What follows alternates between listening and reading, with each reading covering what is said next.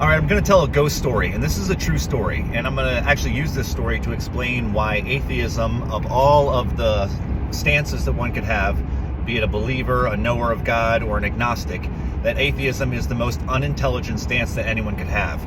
And so I'll explain this later, but stick with me. First of all, the ghost story. Now, all through my life, I never saw ghosts. I never experienced spirits.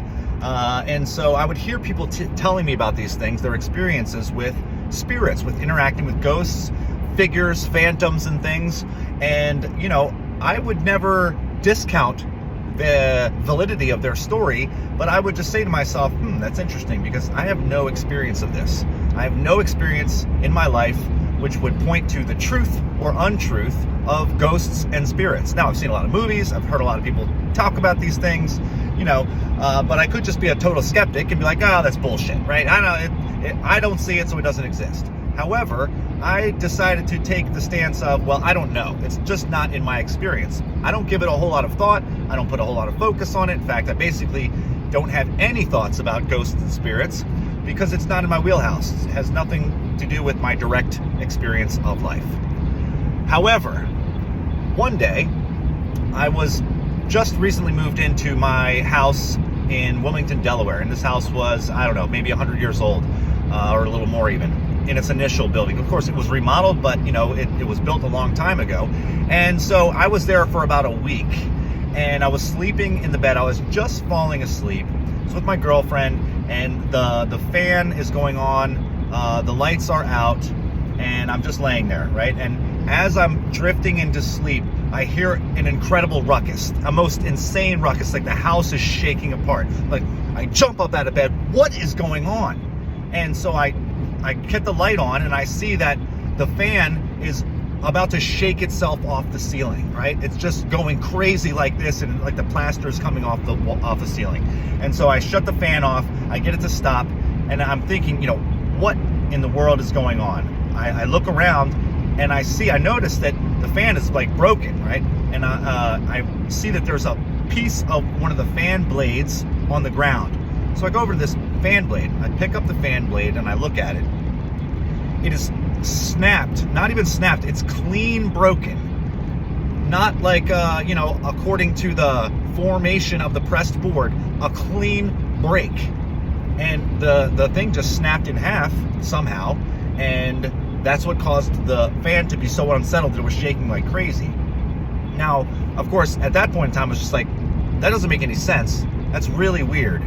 But I guess I'm just gonna not use the fan. We'll figure out how to get this fixed. Need to talk to the landlord and tell him what happened. So, that was that. Went to bed, went to sleep, nothing else.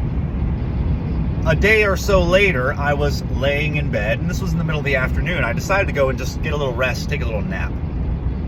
And so I'm laying there on the bed, and after a while, I feel my skin start to, I'm drifting into sleep now, okay? So I'm not completely awake.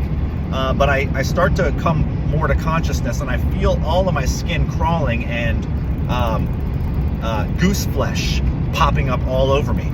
And so then I try to move, and I realize that I'm paralyzed. I can't move my body. I'm stuck there.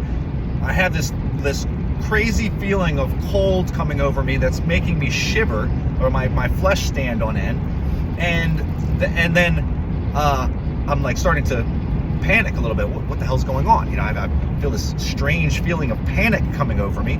My skin is crawling, and I cannot move. At this point, I see with my eyes a gray and white-ish figure floating above me, floating in front of me and above me.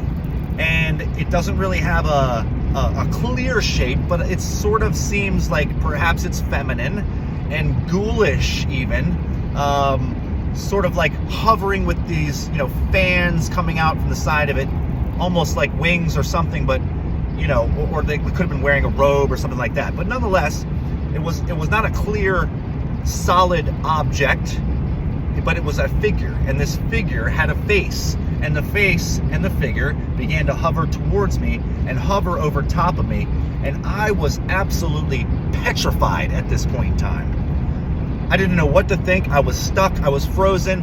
And I laid there, I'm trying to move, and finally I summon every single ounce of my will, and I literally go, "Ah!" And I come up off the bed. I jump off the bed and I snap myself back to wakefulness, and the thing is gone. It's just me in the room, alone, in the late afternoon.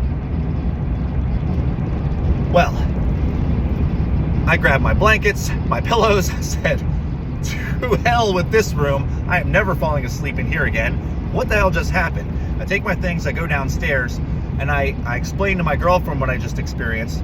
I'm so freaked out right now. I've never experienced anything like this before in my life, and it was terrifying. And the first thing I'm thinking is my house is possessed. I need to exorcise this house. I need to call a priest. I need to do something. I need to burn some candles or something. I don't know what I need to do, but I need to get this thing the fuck out of here, because that is not right. And so one of the things I did was, well, I just started sleeping down in the living room on the sofa bed.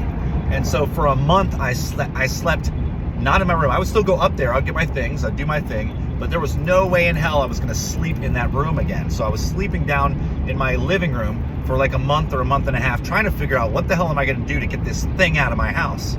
And so I had been talking to one of my very, very good friends, Dre, and he had been into this sort of thing. Like, he had direct experience with these things. He would talk about it all the time, right? And again, I don't experience these things, I don't see them, but he's a good friend of mine, and I know he's not a bullshitter, so I'm gonna just have to, take it as is. But nonetheless, now I had a real need for some expertise in this area. And so I called him up, and I explained to him what's going on. I'm like, look, man, we got to get this fucking thing out of my house. We need to exorcise it. I don't know what I need to do, but we're going to do spiritual battle with this thing. And he's like, hold on. That's not the way to approach this. So I'm like, wait, I'm sorry. What do you mean that's not the way to approach this? Like, this thing, this is my house now. It doesn't belong in here. It's terrifying me. It's terrorizing me. And this cannot